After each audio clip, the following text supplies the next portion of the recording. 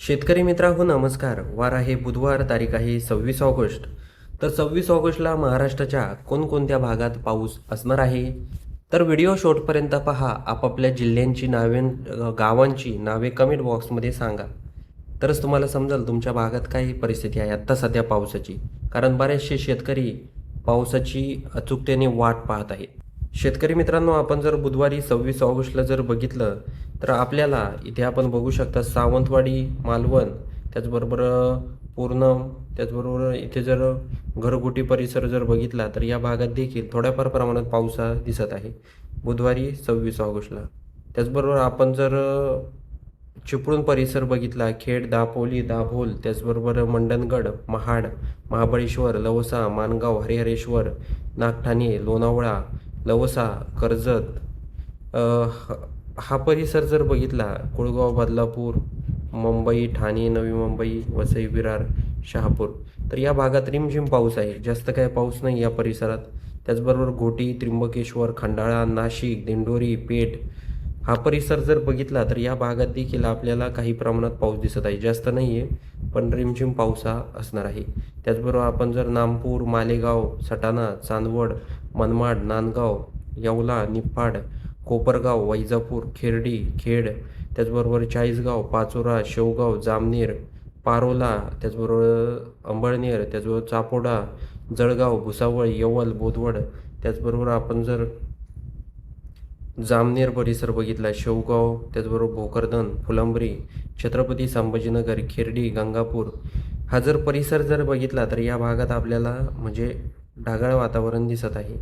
त्याचबरोबर जाफराबाद, भोकरदन, चिखली, त्याचबरोबर बुलढाणा हा परिसर जर बघितला तर या भागात आपल्याला थोड्याफार प्रमाणात पाऊस दिसतोय. मलकापूर, बोदवड, खामगाव, परतूर या भागात, जळगाव, जामद, त्याचबरोबर आपण जर नेपनगर, बुऱ्हाणपूर, त्याचबरोबर धरणी हा परिसर बघितला, त्याचबरोबर अचलपूर, अंजनगाव, अमरावती, त्याचबरोबर अरबी, पुलगाव, तेलगाव, त्याचबरोबर वर्धा, कळंब, यवतमाळ, पांढरकवडा, त्याचबरोबर वरारा, हिंगणघाट, त्याचबरोबर नारखेड, सावनेर, नागपूर हा परिसर बघितला, रामटेक परिसर बघितला, तुमसर, तिरोडी हा परिसर बघितला तर या भागात देखील आपल्याला काही प्रमाणात बुधवारी 26 ऑगस्टला पाऊस दिसत आहे.